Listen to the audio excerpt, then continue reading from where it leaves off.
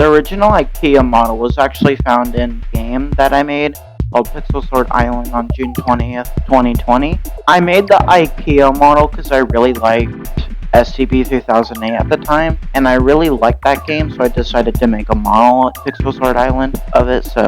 And when I started to work for AUU, some of you guys might remember me, I inserted the Ikea model from that game, and lo and behold, it stayed in the game for a really long time, even after I quit.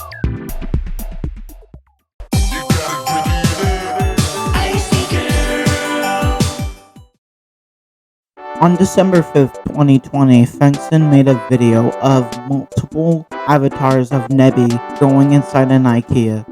That's literally all the video is, but I feel like I should point this out because it is a part of the Ikea history, I guess.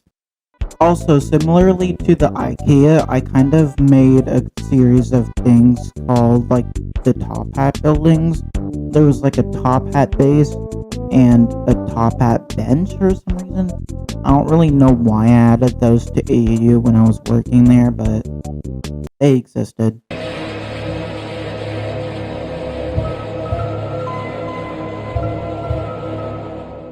They upgraded my Ikea. What? No.